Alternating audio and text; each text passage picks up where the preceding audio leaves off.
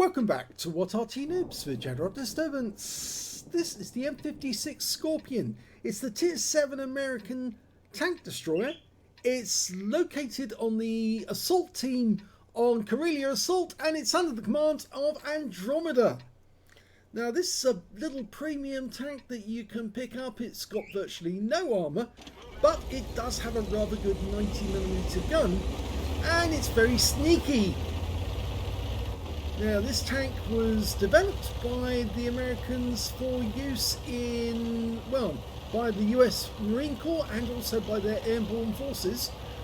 They built 325 of these, and they were built between 1953 and 1959, and most of them were delivered from 1957 onwards, and they were used in Vietnam and replaced by the Sheridan when that finally came out.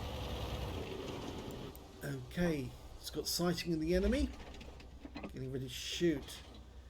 90mm gun, 240 alpha, 219mm of pen.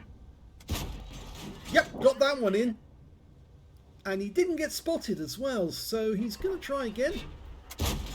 Nope, the enemy tanker, was it Lorraine? No, AMX 100 moved out, but hey, he's got one into the SP1C down below, and he's gone. And there's a Super Hellcat down there. That's the Tier 7 version. Progetto in the distance. Can he get around into that one? Very thin skin, the Progetto.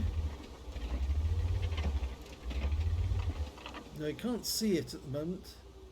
And I think it's behind some rocks, so he might not be able to get that one, but he might be able to hit the T-44 or the Super Hellcat if they come back in sight. Well, in fact, actually, the Super Hellcat, or one of them, has been wiped out.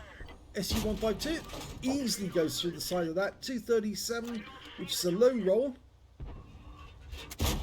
Fires another one in, but that hits the ground.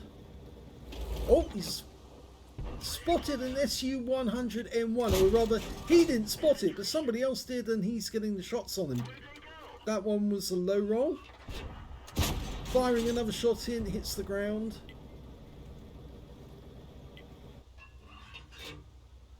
As you know, the assault games last 10 minutes.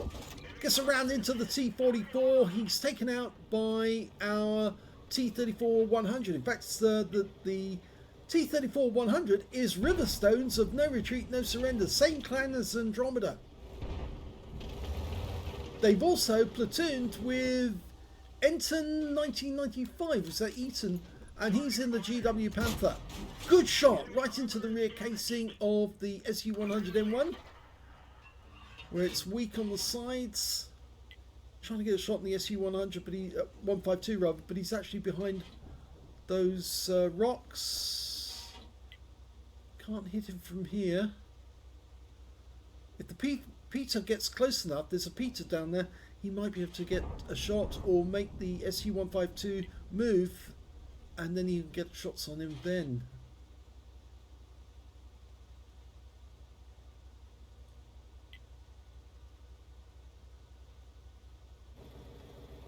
Well, the good news is that we're one up on the enemy at the moment. We've got the south end of the map, but the enemy's having a lot of luck actually in the north end, and all we've got left is an AMX 100 up there, holding back their guys, and he just got wiped out. And, well, there goes their SU-100M1. He made a bit of a mistake, backed up, took a round right through the rear. Yep, everyone's saying now, watch out, because the enemy are coming in from the north. And I don't think you can get shots on them from there. You might be better off actually going through the swamp to get shots on the enemy. No, he can't see any of the enemy up there because we haven't got any spotters up there for him to use. He needs to abandon this position and move to another position where he can get shots. I'd be very tempted to actually go straight through the swamp towards the enemy. There we go, there's the down ramp.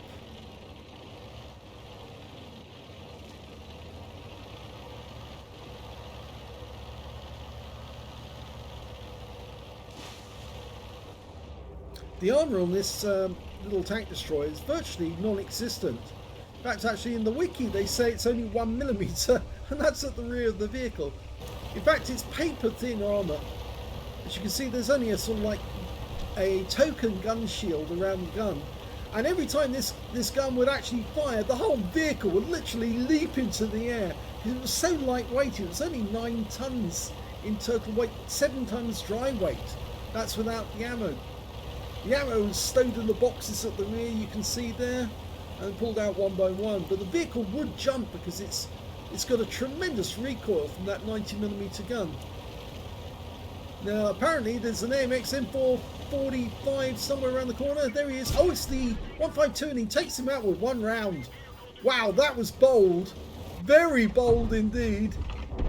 And the AMX 5100 just got wiped out. Got a KV3 just tried a shot at us. There's the enemy Arty. Failed to hit us. Oh, we missed that shot, but we won't miss the second one because we're getting closer. Here we go. And, well, that one hit, but the M12 is determined to get some RAM damage.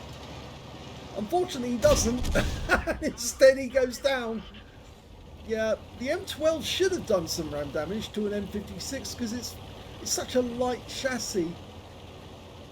Now, where's that KV3? The guy who tried to put a round into us. Locks on, hits him for critical damage. He's looking this way, and we've got an enemy Peters come back. Our platoon mate just got a round on him.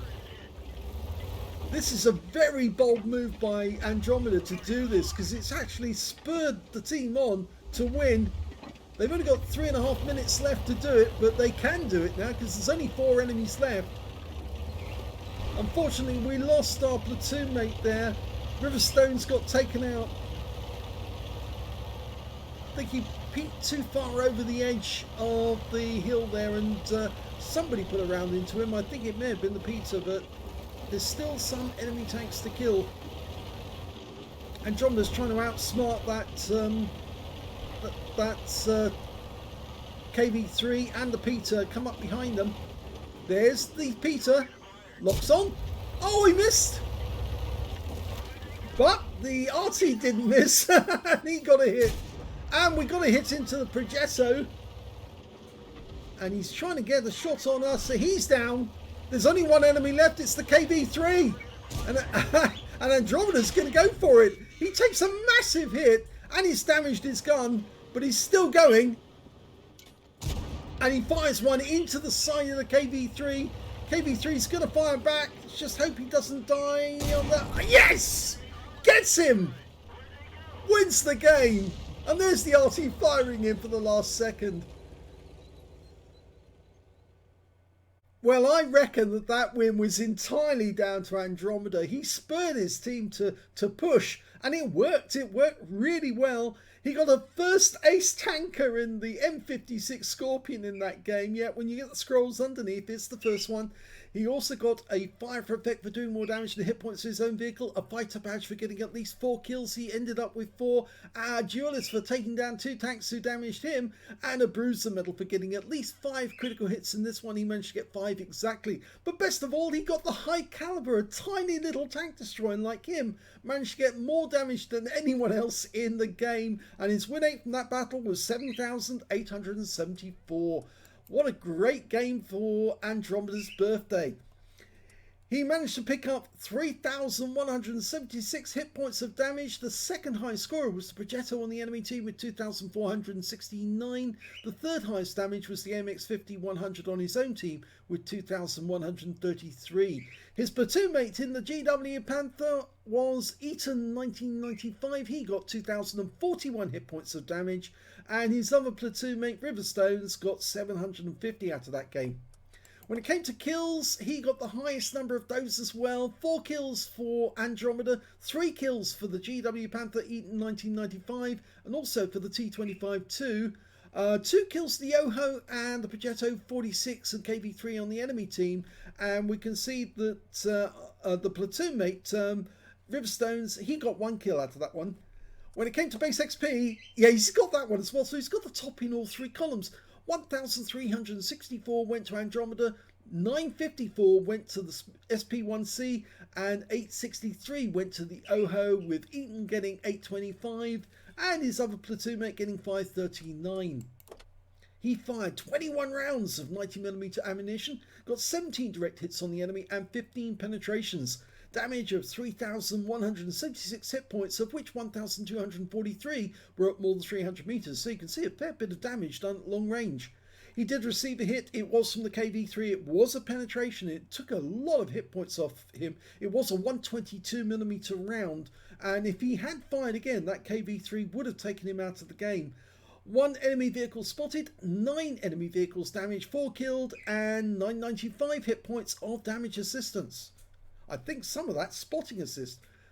He earned 86,894 credits from the game, 43,447 from personal reserves, 130,340 credits altogether, and after ammunition resupply and repair, he took away a profit of 42,992 credits. He got 26 bonds from that game, and 2,046 XP, 409 for this being a premium vehicle, 2,046 from personal reserves, and took away 4,501 experience points altogether. Yep, Scorp does his thing, yes. What he certainly did in this game, actually, a tiny little tank that only weighed 9 tons did better than tanks that were weighing 60 tons in that game, and he just outsmarted them, outdrove them, outfought them, and very well done indeed. If you enjoyed that replay, please give this video a like, do subscribe to our channel, leave a little comment down below because it feeds the algorithm. And apologies to Andromeda for not doing this replay since he sent it in to me in May of 2020. Yes, I'm sorry. It went into the list. It won't ever come out of the list. It'll always be there, and eventually I'll get around to it. Thanks for watching.